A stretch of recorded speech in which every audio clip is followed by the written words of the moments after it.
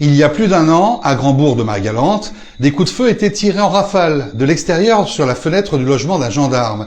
À l'intérieur, le militaire et sa compagne, âgés respectivement de 35 et 36 ans, avaient été légèrement blessés par des éclats de plomb et de verre. Le principal mis en cause, âgé de 27 ans, avait été mis en examen pour double tentative de meurtre avec préméditation et placé en détention provisoire. Lors du procès, les juges requalifiaient les faits en violence avec arme, tenant compte de l'absence d'antécédents judiciaires du prévenu et de ses dénégations persistantes. Au soutien des deux victimes, maître Daïna Desbonnes insiste sur la détermination du tireur.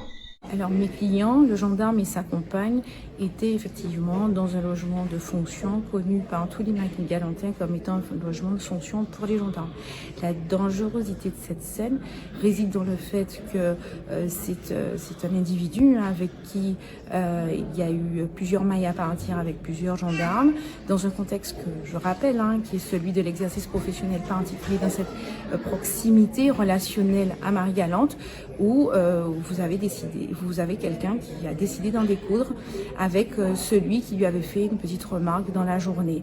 Alors on est bien au-delà de tir sur une façade de maison, il a véritablement tiré et ciblé l'intérieur du séjour, où il entendait des voix, il savait qu'ils étaient présents.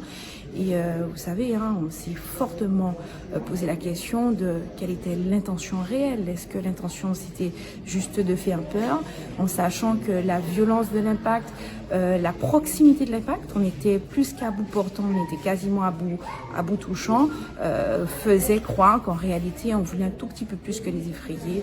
Et nous avons une décision d'une gravité certaine qui est en fait à la hauteur de ce que nous attendions, puisque l'effet post-traumatique est très important chez mes clients. Il faut savoir que le gendarme a quand même dû être exfiltré, il n'était absolument plus dans des conditions sécuritaires, et qui pose bien évidemment la question de cette désinvolture actuelle sans limite à l'encontre de l'autorité, des forces publiques, où il n'y a plus de respect, il n'y a absolument pas de borne, tout simplement. Et vos deux clients ont été gravement blessés également?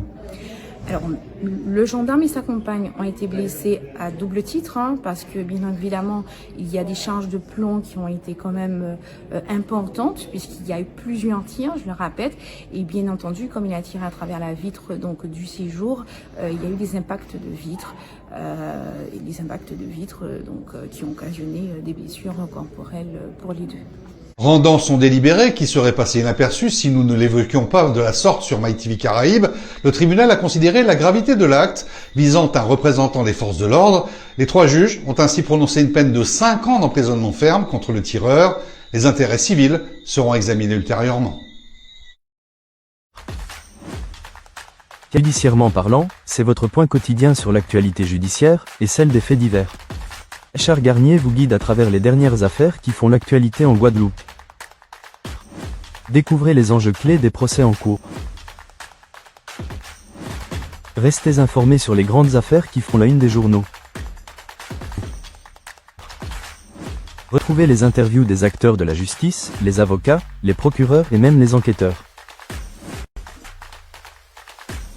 Rejoignez-nous chaque jour pour ne rien manquer de l'actualité judiciaire guadeloupéenne.